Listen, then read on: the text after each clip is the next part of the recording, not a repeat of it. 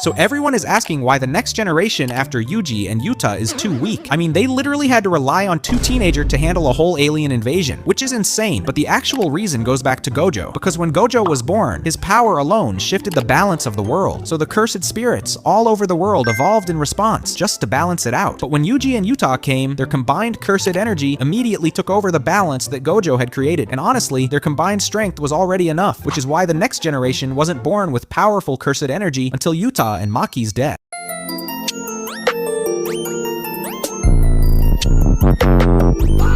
So a Jujutsu Kaisen fan asked, what would happen if Megumi and Maki swapped roles? And the answer is pretty shocking. Now for context, Maki spent most of her life being looked down on by the Zenin clan because of her weak cursed energy, while Megumi inherited the clan's most prized technique, the 10 Shadows. Now first off, imagine Maki with that technique. You'd think she'd finally be praised and put at the top of the clan. But here's the twist. Because of the whole twins are one rule, she'd still have low cursed energy. And worst case scenario, the clan just kills her sister to remove her limits. Now what? You've got the Zenin clan getting folded by Maharaga. But here's the craziest part. Imagine Potential Man inheriting his father's heavenly restriction. Like imagine the PTSD Gojo is gonna have when he takes Megumi in and realizes he's a spitting image of Toji.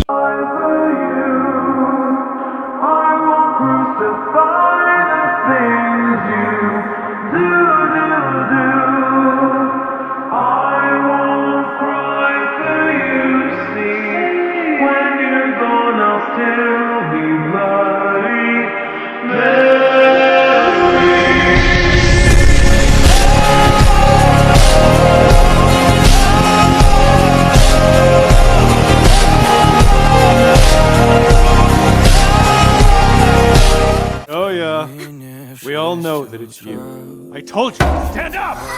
Yes, sir! Now then, Naoka, you sit right next to her. What have you seen? Well, it's kinda true. He does tease her a little, like, he makes fun of her. And Kazuki?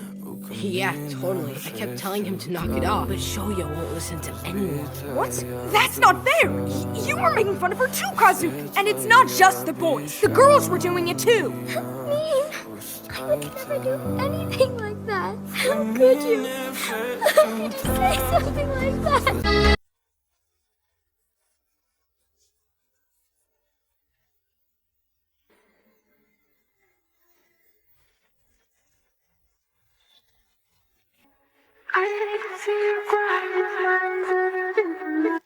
Please, help me. Huh? A customer. He's a stalker. He's been following me for a while. Oh my gosh! I'm so scared. Are you okay?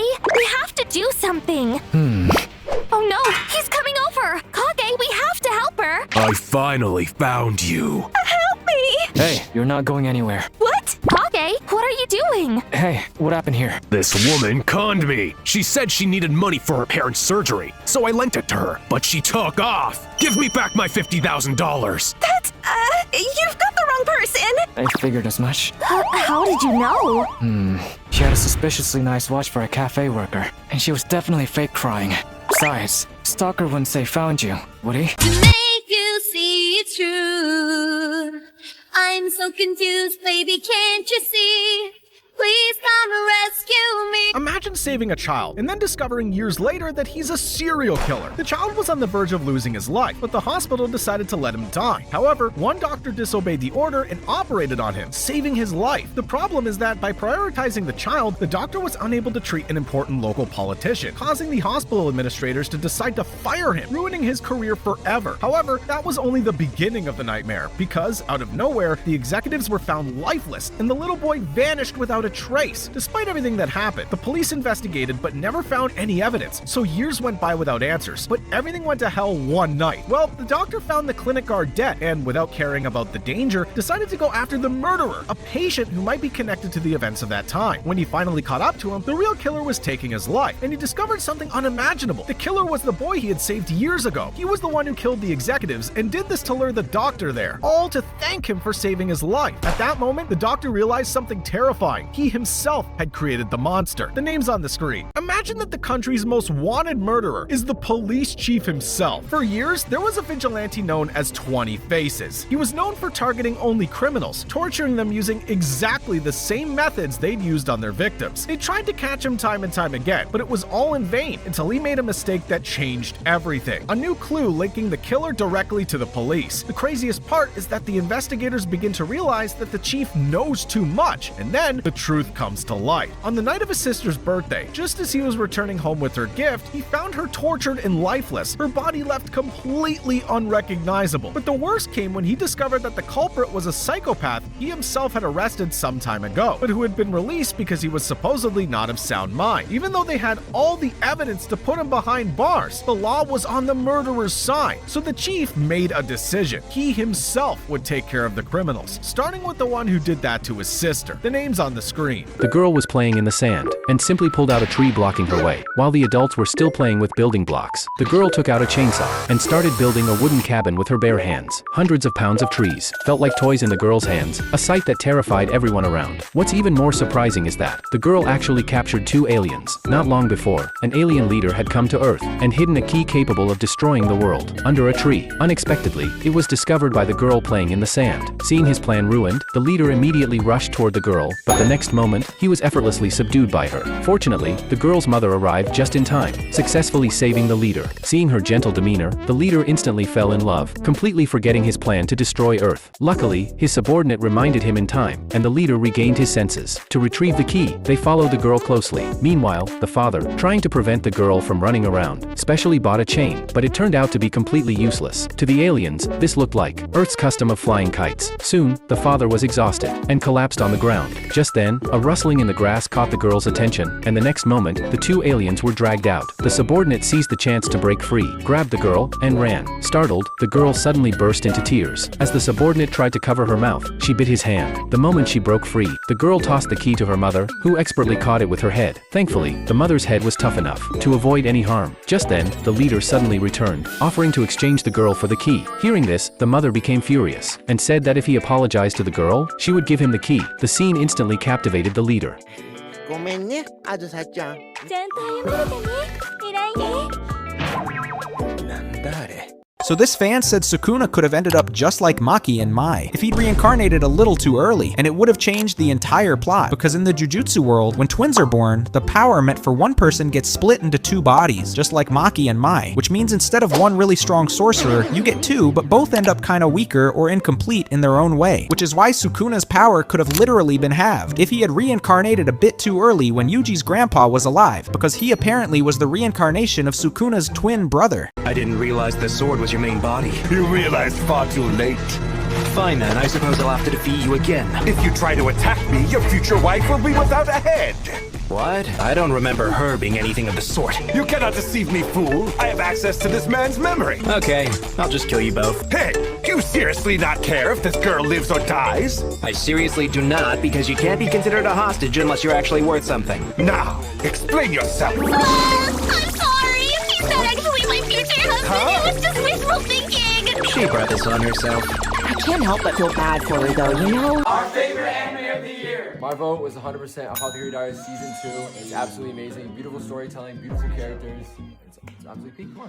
Make fun of me, but My Hero had the best finale ever. The ending is perfect. No one's It was perfect. My anime of the year easily is Takapi's Original Sin. It's literally like the most depressing thing you'll ever watch. You're saying all this with a smile on your face, bro. Yes, no. My favorite anime that I saw was the Reze movie that came out last year. It was great. It was an amazing movie. Great storytelling, great animation. Katsuki Fujimoto, you cooked. My anime of the year is, and it got so robbed it wasn't even in the awards, was Orb. It is not just one of the best anime of the year, it's one of the best anime of all time. First episode instantly gets you hooked. Very unexpected, don't want to spoil it, but I think every single person here needs to watch Orb. By far the best anime of last year, Re:Zero Season 3. So Jujutsu Kaisen fans are asking, what if instead of Hana, Nobara became the vessel for Angel? And the answer is is pretty crazy. Now for context, Angel is a Heian-era sorcerer whose curse technique Jacob's Ladder can extinguish other curse techniques. But there's one problem. Her vessel Hana is kinda emotional, and this becomes a problem later on in the story. Now imagine if Nobara was the vessel. First off, Megumi is not her type, so yeah, she's not falling for Sukuna's trap. And that alone already changes everything, because Nobara's technique Resonance literally targets the soul. She already understands how it works. So combine that with Angel's ability, and now you've got someone who can hit Sukuna directly without harming Megumi Fushiguro. Meaning the moment Sukuna takes over, the fight might last like 30 seconds, and the story just ends right there. So JJK fans are at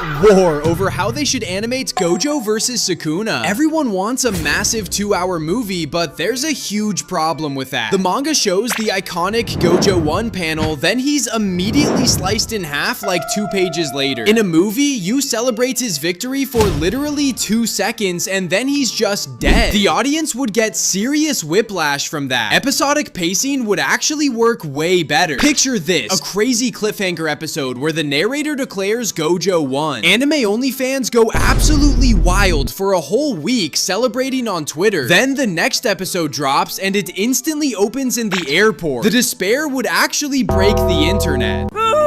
My precious girl, I'm so glad you're okay. Bye-bye. See anyone from my family coming to pick me up? Stop that! It's not like your folks are rushing to grab you. If you need a ride, some officers will gladly take you home. Mama! Are you hurt? Did they do anything to you? I'm okay. But you're Damien, aren't you? I believe I saw Melinda's car on my way over here. See? Damien! Oh, Damien! I would have gotten here sooner, but I've only just heard what happened. My precious little boy. If anything were ever to happen to you, I would just... So people are saying Jujutsu Kaisen wouldn't even have started, if not for Megumi's mom. She technically started the entire story, because after her death, Toji went back to being an assassin, which led to the death of Riko, the star plasma vessel, that caused Tengen to evolve into something less human, and more like a cursed spirit. It also drastically changed Geto, and eventually allowed Kenjaku to take over Geto's body and move forward with his long-term plan. But the craziest part is that Megumi probably wouldn't have even entered the Jujutsu world, and would have lived a happy life. Megumi is not a bum. He didn't try to use Maharaga on Todo. The people that say that have zero comprehension skills. They're the real frauds. Instead of restraining Todo with his frogs, he decided to fight for real. That moment parallels the first time he ever used his domain expansion. Blood running down his face, back against the wall, deciding he's not gonna hold back anymore. He even says the same thing. Yatteru. He's a fraud though. He used Maharaga against this dude. You're dumb.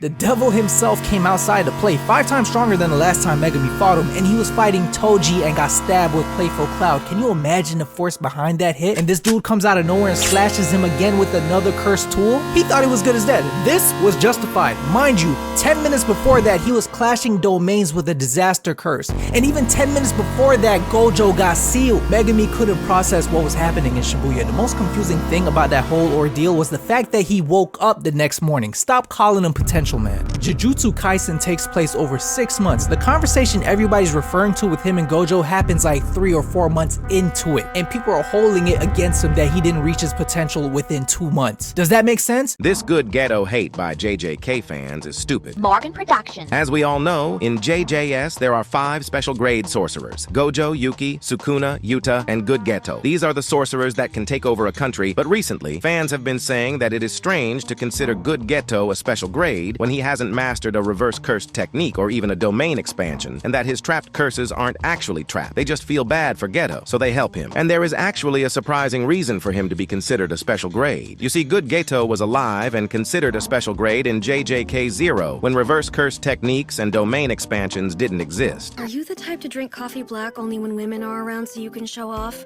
So weird. Did you call me here to ask me about this or to ridicule me? I always drink it black, so there. I've realized my own feelings, Fushiguro. Yeah? The thought that Itadori might land a girlfriend before I'm able to get a boyfriend really pisses me off to no end. Well, if you're also interested in Itadori, then... No. If hell froze over and danced the lambada, still no. Hey, is he trying to cheat off my paper? Sweet! I can see them better now!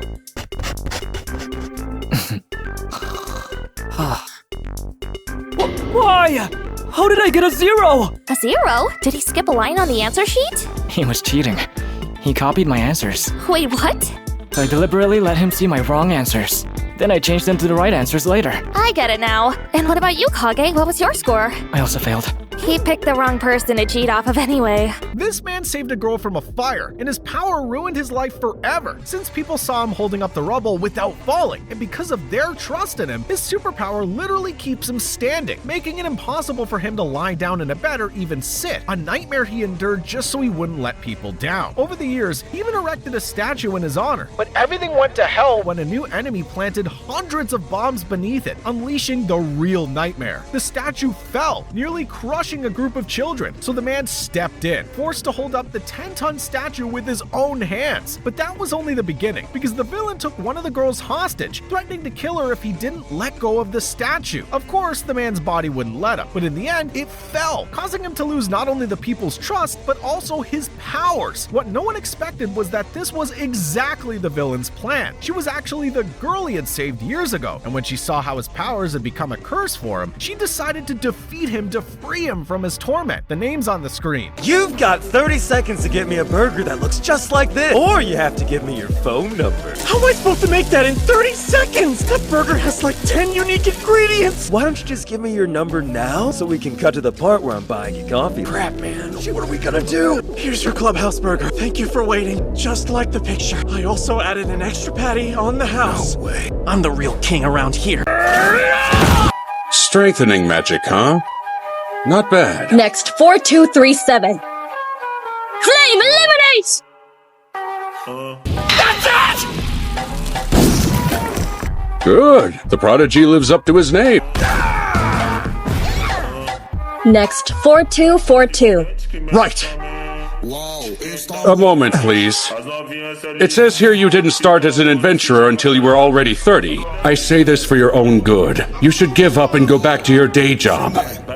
Maybe I did get a late start in pursuing my dreams. But hey, what's so wrong with that? What age is too old to be an adventurer? What age is too old to start doing something new? It doesn't matter! Oh. So once again, I find myself welcoming a human to my domain. You lout! Remove yourself from Her Majesty's breast right now! Pardon me. Ugh, I'll kill you! Adi Solalu, and you, Elilu. We fairies desire nothing more than to bring peace to our world. It shall be your duty to accept my blessing and to use it hereafter in the pursuit of that end. I wish you would have let me go on thinking I was dead a little bit longer before asking me to save the world again. This joke is wearing thin now. I'm done listening. What's that? Why save a world when my soulmate has rejected me? It's not worth a thing if I can't be with Sachan. What is wrong with this man? Are we sure he's in his right mind? But it would be wrong not to recognize your efforts. Thank you for those words, giant lady. I feel the warmth radiating from your heart. You rascal. You're pretty fast for a kid, you know? You really hit me. I didn't expect that from you. That's quite an accomplishment. Unfortunately for you, it comes with a higher price than you bargained for. So, who are you? You're not the one I was chasing, are you? The one that I hit? Are you a friend of his? Hold on. How can you tell that I'm not the same one from before? Well, you look totally different. Your voice is different too. It's higher and kinda thinner. What's up? Why are you laughing? Is it something I said? Hey! Hey, honey! Come here! You're gonna get a kick out of this! How many years has it been since anyone was able to tell the two of us apart? I'm so happy! Can you tell them apart? Seriously. No, not at all. I'll nail this in no time. Good luck. First, is it a man? Yes, it's a man. Handsome? No. That was fast. Next question, please. What the? Well, do I know him? Well, I guess you could say that. Huh? What's with that reaction? Is he an adult? Technically, yes, he is. Then just say so! Why are you being so vague? That's because you're asking questions that are hard to answer. What? I'm not asking anything weird! So, can he fight? Yes. Strong? Yes, he's very strong and reliable. Is he? Damn it! I have no clue! Is it city? It's not me. Okay then. Does he go to school? Yes, he does. Wait, an adult who goes to school and is strong and reliable. Wait, is that me? Bingo! Seriously? Is it really me? Impressive. You guessed it on your second try. Though, I'm still not sure about the strong and reliable part.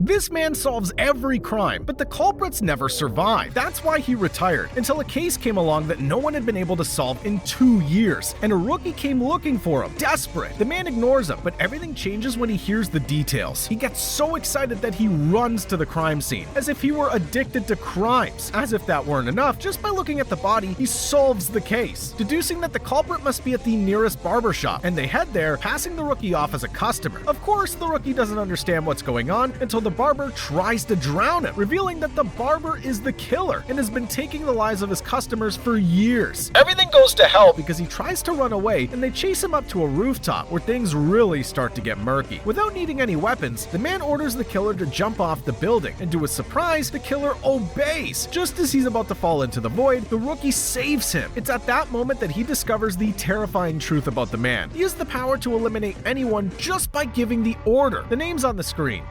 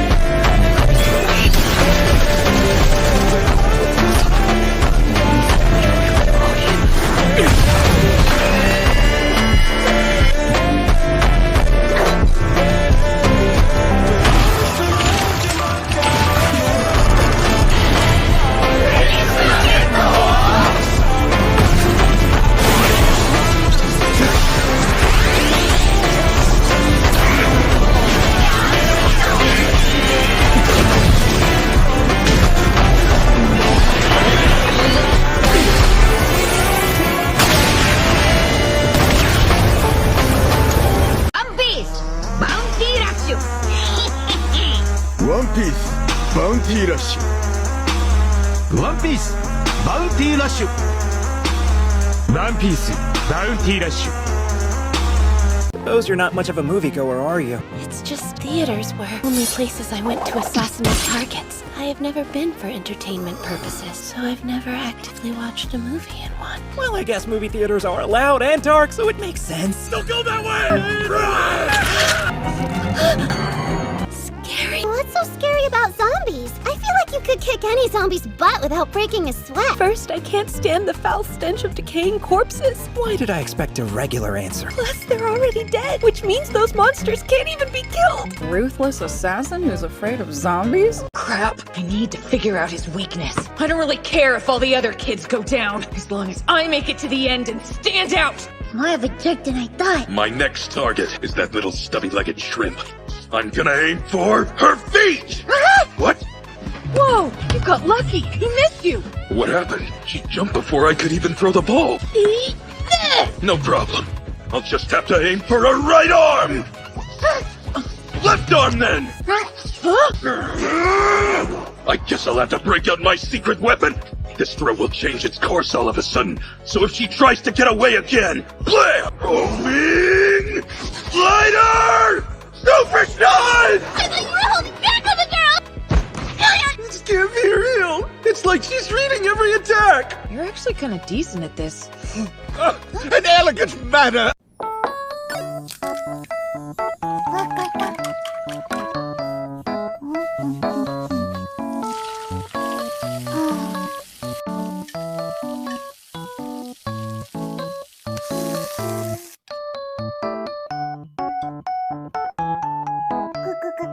This boy was dipping stale bread in water, while his father took his sister to the best restaurants. On the contrary, he was left with the leftovers and wasn't even allowed to open the refrigerator, all because his father saw him as a good-for-nothing, while the girl was an artistic prodigy, creating works that sold for thousands of dollars. However, when his sister died in an accident, that's when the real nightmare began, as they went bankrupt and his father went mad, brutally beating him every day. After months of hell, his mother finally found the courage to escape. They fled far away and, for the first time, lived in peace for a while, until one one day, his father found them, ready to do the worst. The man lunged at the woman, trying to force her to give him another child prodigy, all in full view of the boy, who couldn't take it anymore, and threw a bottle at his head, killing him on the spot. Knowing they had to flee, the mother begged the boy to go ahead, promising she would catch up with them along the way. But she never showed up, and the boy returned home alone, only to discover that she had decided to take her own life, taking responsibility for the murder so that he could be free. The name's on the screen. The reason this parrot is so smart is because there is a human inside it. Gwess calls the parrot's name, and it obediently comes close to her. Then Gwess trains the parrot to jump onto her other hand, but the distance makes the parrot hesitate. Forced by Gwess's command, the parrot has no choice but to jump.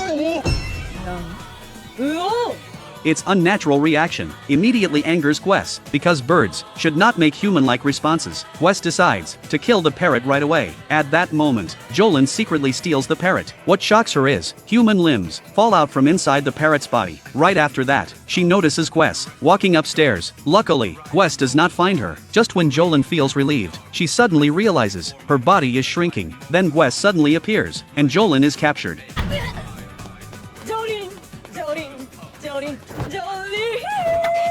Seeing that she has been exposed, Gwess tells Jolin that the previous parrot was actually a prison guard on leave. Since a parrot has no arms, it cannot move properly, so she forces Jolin to enter a rat's body and begins training her new pet. Just like that, Gwess starts her training game. Her goal is to turn Jolin into a useful helper for her prison escape. She also tells Jolin that her ability cannot be used on herself. She wants Jolin to bypass security checks and figure out the escape route. Jolin has no time to think, so she can only follow her instructions. At that moment, Jolin hides under a table. Her body begins to return to normal size. The noise under the table attracts the guard's attention. Jolin begins to suspect that Gwess's ability has a range limit. At the critical moment, Jolin uses her threads to knock over a cup of coffee. Then she seizes the chance to escape back into the hallway. What she just experienced is beyond her understanding. Just as she is thinking about how to escape Gwess's plan, a strange creature suddenly appears and launches an attack on her.